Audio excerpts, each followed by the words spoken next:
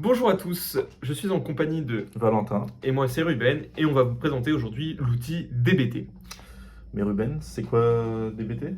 Et ben DBT c'est un outil de transformation de données, de son nom complet, Data Build Tools. C'est un outil qui a été conçu par DBT Labs, donc une entreprise américaine, Ok. qui a vu le jour il y a 5-6 ans environ et qui aujourd'hui est devenu très à la mode, surtout aux États-Unis, mais on commence vraiment à le voir de plus en plus en Europe.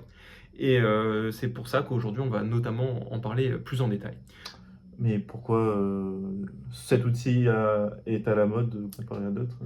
Bah, en fait, il facilite vraiment la transformation de données par Ok. rapport à des anciens fonctionnements qui pouvaient avoir lieu par le préalable.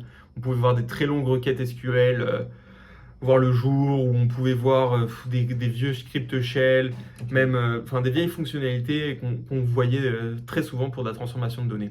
L'avantage de DBT, c'est que c'est du SQL, toujours, mais c'est du Python dans du SQL avec le langage Jinja. Donc ça va vraiment simplifier la vie des analytic engineers ou des data engineers de manière plus récurrente.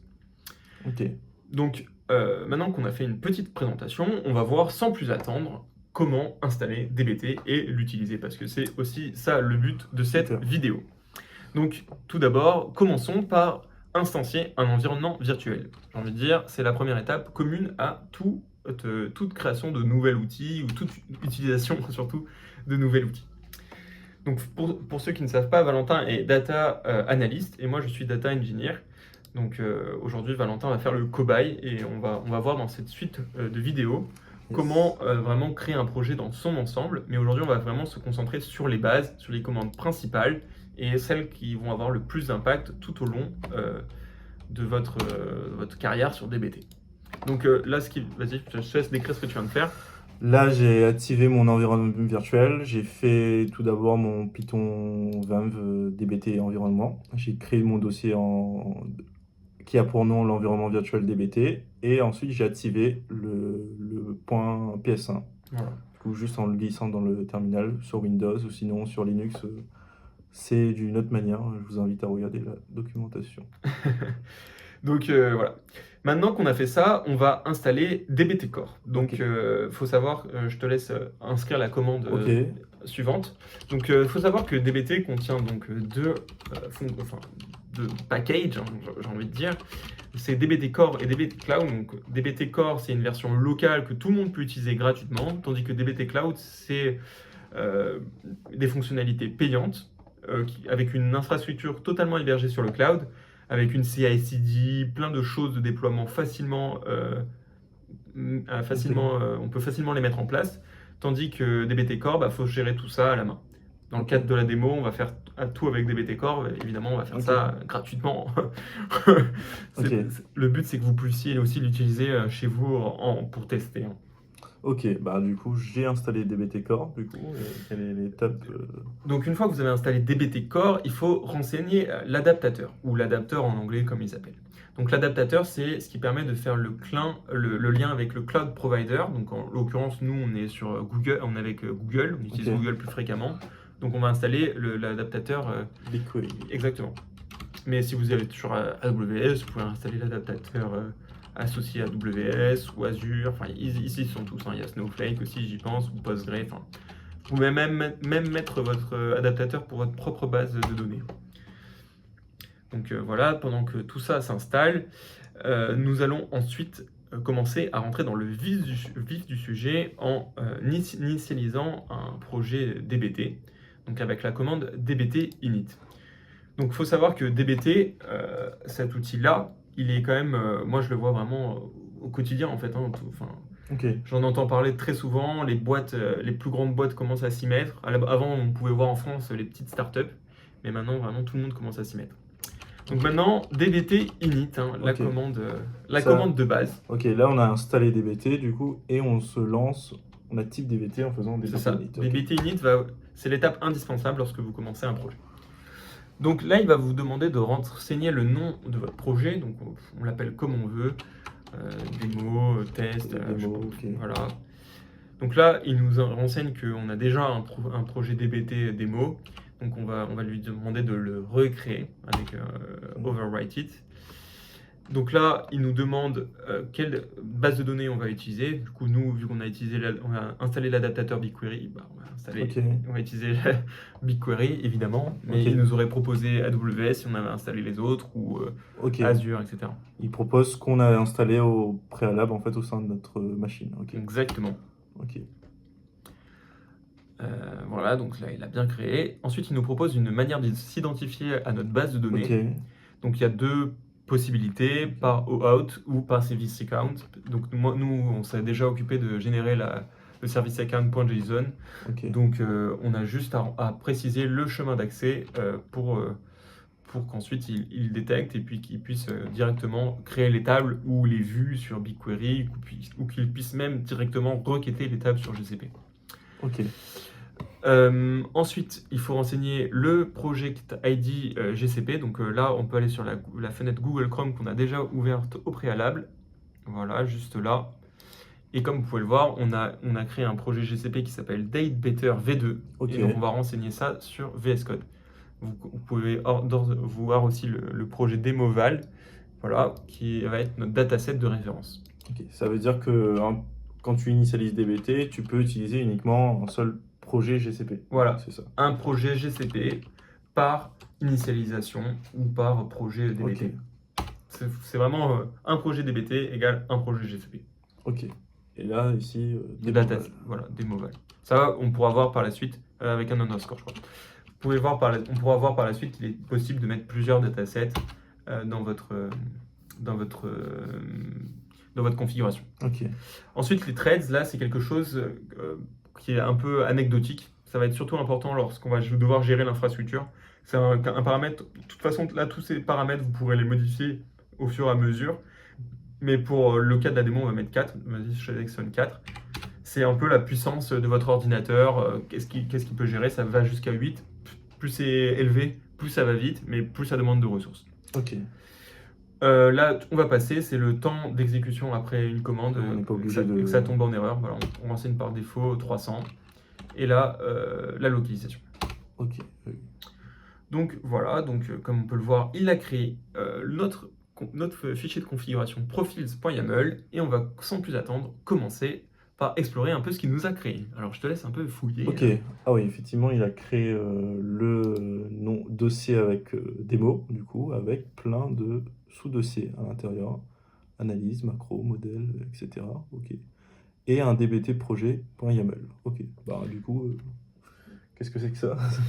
Et ben, il y a plein de folders, comme vous pouvez le voir, qui sont tout autant différents les uns que les autres. Ok, Mais aujourd'hui, dans le cadre de cette petite vidéo, on va s'intéresser principalement à modèle. C'est tout en fait, hein, au folder modèle. Et c'est le plus important en fait, hein. Donc ici, comme tu peux le voir, ok, il y a du SQL, du ouais, il y a coup, du SQL, des fichiers .SQL qui contiennent évidemment des requêtes SQL. Ok. Parce que évidemment, on va continuer à faire du SQL, on va juste le simplifier avec du Jinja. Donc comme vous pouvez le voir là, c'est config materialize égale table, c'est du Jinja. Je peux fouiller un peu le Ok. second DBT modèle aussi. Voilà, il y a encore du Jinja ici. Ok, Et il y a aussi le fichier schéma.yaml qu'on va aussi regarder rapidement. Comme vous pouvez le voir, donc c'est un YAML traditionnel avec l'indentation associée. Il y a le nom de vos fichiers SQL avec la description. Donc là, en Ok. l'occurrence, c'est la description que vous donnez à vos tables, à vos vues que vous allez créer sur BigQuery, par Ok. exemple, ou sur votre base de données. Donc avec le nom de la colonne, la description de la colonne, et les tests que vous allez lui faire parvenir. Donc là, en l'occurrence, il y a deux tests, unique et not nul. Donc on va s'assurer Ok. que la valeur est unique et qu'elle est non nulle.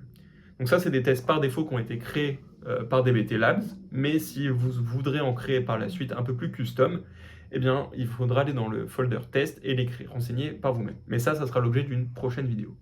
Ok. Bon, on est d'accord du coup qu'il y a des SQL qui créent des tables, mais pour le moment, c'est des tables qu'on voit pas sur GCP. On est d'accord. Non, là, il a rien créé pour le moment. Ok. Et c'est pour ça qu'on va sans plus attendre passer à la suite des étapes. Donc une fois qu'on a fait ça, je t'invite on va commencer à faire la première commande qui s'appelle dbt compile. Alors n'oublie pas de faire un CD quand même. CD, il faut se placer Ah oui. dans le projet dbt, CD démo. Effectivement. C'est un minuscule démo, tu vas pas trop. Ah, Je pense qu'il faut que tu reviennes en arrière. C'est des points et c'est des démons. Je pense qu'il nous a créé un petit folder. Caché. Voilà. Et donc là, il faut que tu fasses. On va créer configurer la première commande dbt compile. Donc en fait, il va nous compiler le Jinja et il va le transformer en SQL. C'est tout l'intérêt d'avoir du Jinja. Donc on va aller. Vous voyez qu'il nous a créé un petit folder qui s'appelle Target, qui n'était pas jusqu'à présent ici. Donc on va le fouiller un petit peu. Donc comme on peut voir, il y a un folder compile qui a été créé. Ok. Et dans compile, tu retrouves... Je te laisse regarder un peu ce qu'il a fait. Surtout avant le schéma. On ne va pas s'intéresser au schéma là jusqu'à présent.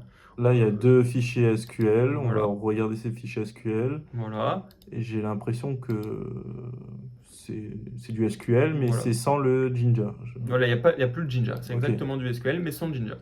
Ce qui est intéressant, c'est que dans le deuxième, dans le mysecondDBTModel.sql, vous vous souvenez, il y avait une référence. Je peux remontrer peut-être le premier. Il y avait une référence. Et là, elle a été remplacée par exactement ce qu'il fallait. Donc, ça va compiler le Jinja pour que ça devienne quelque chose de concret dans le SQL. Ok. Maintenant qu'on a fait ça, on va faire dbt run. Donc là, maintenant qu'on a créé on a compilé, on n'est pas obligé de passer par la compilation avant, mais ça permet de voir ce qu'il fait avant même de créer la table ou de créer les vues ou de mettre à jour vos données. Ok. Là, du coup, dbt run, là, on va créer les tables. C'est-à-dire qu'il va exécuter ce qu'il y avait dans la compile. Voilà, c'est ça. Ok. Donc maintenant, tu vois, on voit qu'il s'est passé pass égale 2, completed successfully. Ok. Et on voit ce qu'il a fait exactement. Il a créé les modèles et les vues. Donc tu peux aller voir voilà, juste là. Et tu peux cliquer ici, actualiser le contenu. Et donc on peut voir qu'il y a effectivement une table et une vue qui nous a été créée. Donc on verra par la suite que c'est normal qu'il nous a créé une vue et une table. C'est comme ça qu'on l'a renseigné. Et donc voilà, il nous a bien créé tout ça. Tu peux retourner dans le VS Code, parfait. Et moi, ce que je veux te demander de regarder, c'est que tu vois maintenant, il y a un folder run qui a été créé dans Target. Ok. Et en fait, là, tu peux retourner dans MyFirstDBTModel. Et donc là, comme nous, on avait précisé config materialize égale table, il nous a bien écrit la commande create or replace table. Ok. Donc c'est une commande SQL qui nous a été créée par le Jinja, toujours. Ok, ouais, c'est le Jinja traduit. Exactement. Donc voilà, la commande compile et la commande run, c'est rien de plus que de la traduction de Jinja à du SQL. Ok.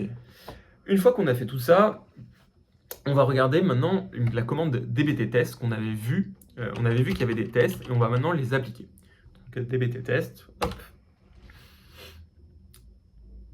Et donc là, les tests s'effectuent. Donc ça, c'est un des grands avantages de DBT, j'en ai pas parlé. DBT, c'est qu'il y a la fonctionnalité de permettre des tests, parce qu'aujourd'hui, jusqu'à présent, dans tous les outils qu'on avait jusqu'à présent, on n'avait pas de tests, et donc on pouvait pas, enfin, fallait les faire manuellement, et on pouvait pas s'assurer que notre donnée était de qualité, qu'il n'y avait pas de doublons, que la donnée était bien mise à jour, qu'il y avait de la freshness, etc.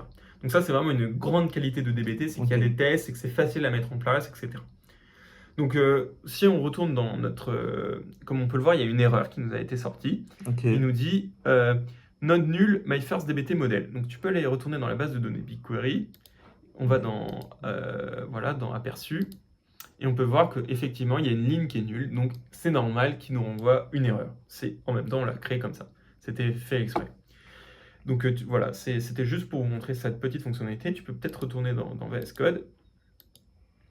Et enfin, voilà, donc là on a vu le plus important, mais il nous reste une petite dernière commande qui peut être intéressante, ça s'appelle dbt clean. Je te laisse le faire. Ok, dbt clean. Alors à quoi elle sert cette commande, Valentin? À nettoyer l'instance. Exactement, donc là comme vous pouvez le voir, le folder target a complètement disparu. Ça peut être très utile lorsque il y a des bugs, vous ne comprenez pas qu'est-ce qui se passe. Vous voulez run un seul projet, c'est très utile au quotidien, vous verrez, vous allez au quotidien l'utiliser, je pense, c'est indispensable. Ok. Bah, du coup, pour bien comprendre, en fait, tu avais un dbt compile qui traduit ton Jinja en SQL. Voilà. Et après, du coup, ton dbt run qui applique le SQL du coup dans l'instance. Ok. Donc, petite précision quand même, on n'est pas obligé de passer par DBT compile pour écrire les tables. On peut Ok. directement passer par DBT run qui va compiler, qui va run et qui va créer les tables. Ok. Voilà. Ok. Donc, et enfin, il y a une toute dernière commande que j'ai pas évoquée, mais qui est aussi toute importante. C'est DBT build. Et donc DBT build, ça va être DBT run plus DBT test. Donc vous créez vos tables, puis vous les testez. C'est un peu, Ok. c'est comme si vous écriviez DBT run et, Ok. et DBT test. Donc voilà, je pense qu'on a vu les bases pour aujourd'hui dans cette Super. vidéo. J'espère que ça vous a plu. Qu'est-ce que tu en as pensé, Valentin?